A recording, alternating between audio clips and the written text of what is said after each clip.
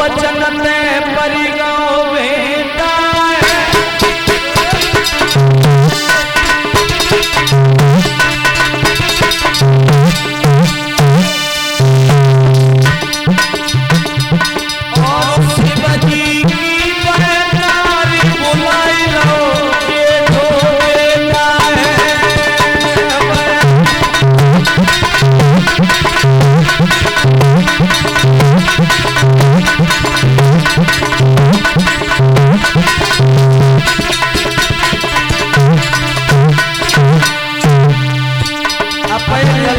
भवानी ने बुलाए के बात कही बेटा अरे चलो निकपुरी जाइए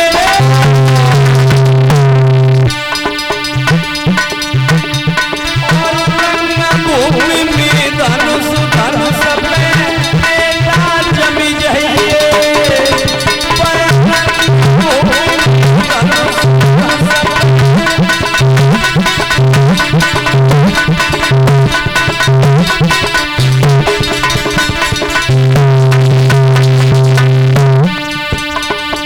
जवाब दो भवानी ने अपने पुत्र को बुलाए कि बेटा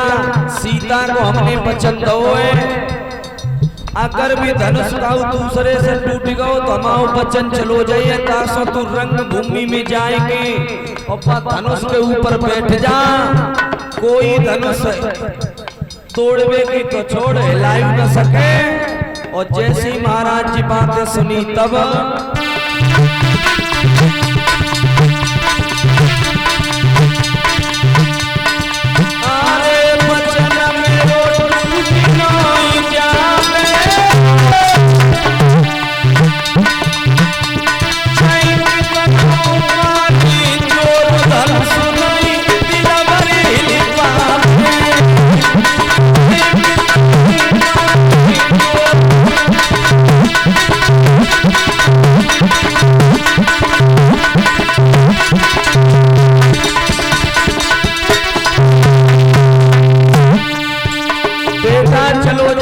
धनुष पे बैठ जाइए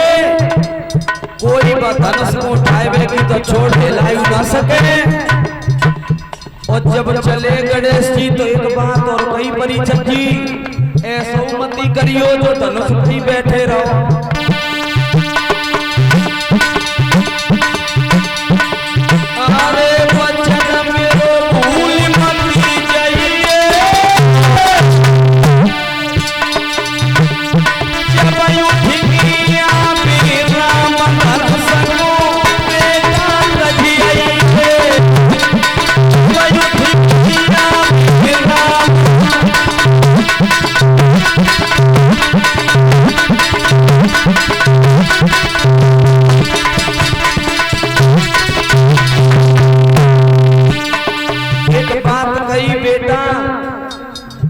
मत सोच लिए कि हम धनुष पर ही बैठे रहे जैसे ही राम आए उठ के वैसे ही तू धनुष को छोड़ के तुरंत चलो आइए अरे वचन मेरो भूल मती जाइए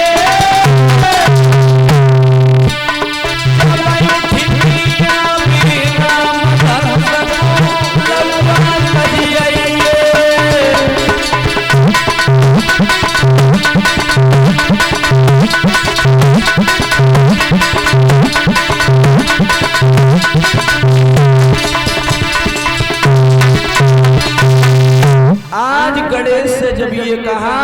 तो गणेश पहुंच गए जहां रंग भूमि में धनुष रखा है बैठ गए जाए कि भाई धनुष पे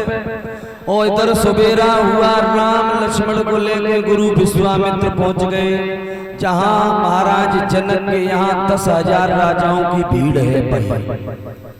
और जब पहुंच गए महाराज जनक ने आदेश दिया स्वयंवर प्रारंभ किया जाए तो रामचरितमानस में गोस्वामी तुलसीदास ने एक चौपाई और लिख दी भूप से सदस ये गई बारा और लगे उठापन टरे नटारा। कई वक्ता कहते कि महाराज जनक के यहाँ 10,000 राजा गए और 10,000 राजाओं को एक साथ में मौका दे दिया, सो एक साथ वह धनुष से चिपट गए। परिचत जी मानवी लोग 10,000 राजा एक साथ लग गए वह धनुष से। 10,000 राजन के हाथ कितने हो गए? 20,000। पर धनुष इतना बड़ो हो जो 20,000 राजा लग गए, मान ले वो लगे गए। दूसरी बात, अगर वे 10,000 राजा मिलके वह धनुष को तो देते तो फिर सीता किनके गले में माला डालती? भूप से सदस ये कई बारा और लगे उठापन टरई नटारा। रामचरितमानस में गोस्वामी तुलसीदास ने लिखा कि महाराज जनक के यहाँ 10,000 राजाओं की भीड़ हुई और उन 10,000 राजाओं को जनक ने एक एक बार ही मौका दिया।